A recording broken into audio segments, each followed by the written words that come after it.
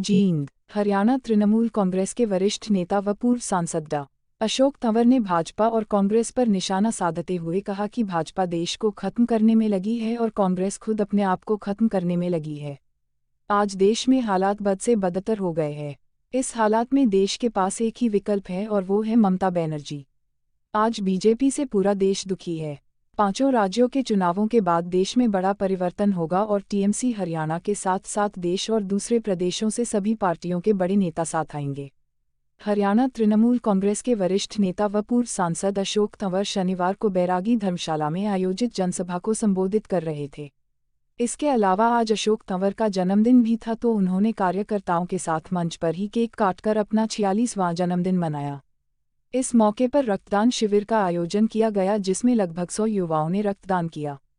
उन्होंने कार्यकर्ताओं को संबोधित करते हुए कहा कि अब देश और हरियाणा में खेला भी होगा, खदेड़ा भी होगा। हरियाणा ही नहीं बल्कि देश से लोग बीजेपी को खदेड़ने का काम करेंगे।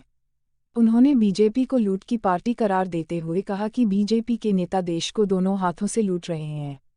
इस दौरान तंवर ने कांग्रेस को भी जमकर कोसा और कहा कि आज कांग्रेस बर्बादी की कगार पर है। कांग्रेस के नेता खुद की पार्टी को ही खत्म करने पर लगे हुए हैं। कांग्रेस में काम करने वालों की कदर नहीं है।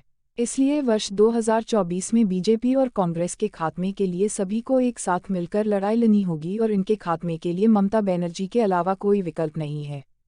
तंवर ने कहा कि ममता बनर्जी जमीन से जुड़ी हुई नेता है और उन्हें पता है कि धरातल पर काम करने वालों की क्या वैल्यू है।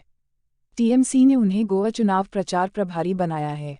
उन्होंने दावा किया कि गोवा में टीएमसी की सरकार बनेगी।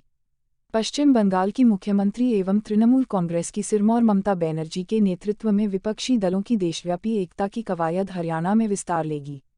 अगला आम चुनाव सभी विपक्षी दलों को साथ लेकर ममता बनर्जी के नेतृत्व में लड़ा जाएगा, क्योंकि अगर तमाम विपक्षी एक साथ मिलकर लड़ेंगे तो भाजपा की अगुवाई वाली केंद्र सरकार को हटाया जा सकेगा और वर्ष 2024 में भाजपा को शिकस्त दे सकते हैं। ऐसा इसलिए जरूरी है क्योंकि संसद के बाहर लोकतंत्र खत्म करने की साजिश हो रही है। ऐसे में अब समय आ गया है कि बंगाल की तीसरी बार सिरमौर बनी ममता बनर्जी जैसी लीडरशिप की दरकार है। मजबूत लोगों को साथ लाकर तृणमूल कांग्रेस का राष्ट्रव्यापी संगठन खड़ा किया जा रहा है। आगामी 4-5 माह में हरियाणा में भी सबसे मजबूत और बड़ा संगठन तृणमूल कांग्रेस का ही होगा। इस मौके पर सुभाष कौशिक, जसवंत सिंह, अंजना बाला, रमेश चोपड़ा सहित अनेक कार्यकर्ता मौजूद रहे। आपके शहर की ताज़ा तरीन खबरें देखते रहिए रेखा द जर्नलिस्ट के साथ।